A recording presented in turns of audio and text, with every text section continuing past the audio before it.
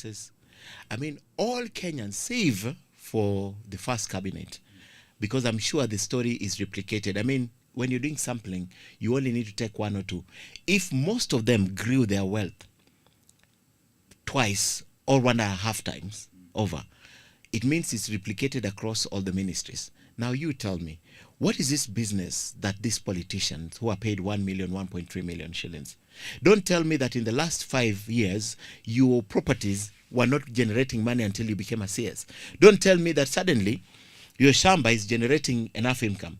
Don't tell me that suddenly your law firm, which was not doing any better, is suddenly having clients and you're making money. Don't tell us that the increase in your wealth portfolio has been occasioned by factors that are not within your control as a cabinet secretary. No, you're lying to us. What have you been doing for the last 2 years? That averagely you do 75 million shillings a year. What is it that you planted and now you're reaping? Which companies have you built in 2 years and employed? What is this that these guys have been doing so that their wealth have grown? The least growth I saw was about by half, right? What have you been doing? All of them more than doubled their wealth. What have these people been doing? Yet, in the same period that all of them, their wealth grew, Kenyans went to the streets complaining about high taxes, high cost of living, high unemployment. So what have they been doing? Where's this money from? I'm a believer in not again in wealth creation.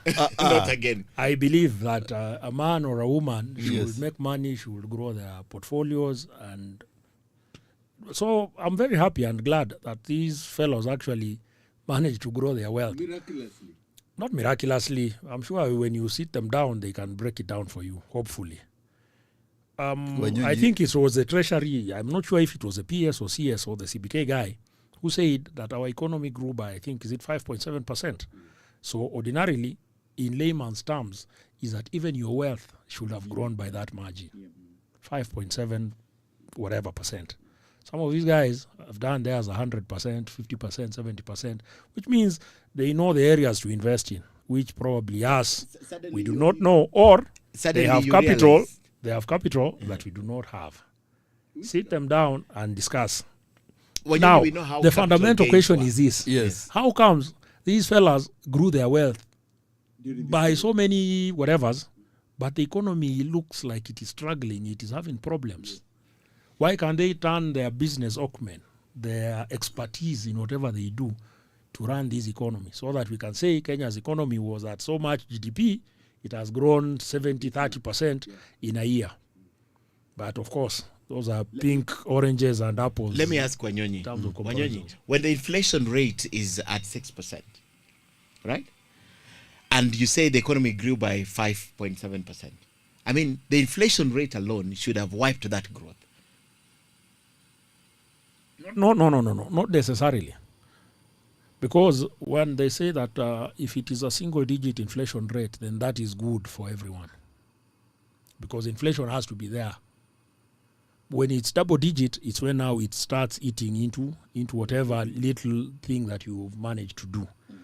So the country, I think, brought down its inflation rate. It was, I think, at some time at a high of around 11 when Uhuru was exiting, and then it came down to 8. I think it's now at 6 between 6 and 7, with some percentage, which is a good thing, which shows the economy actually is growing. But now the catch is this.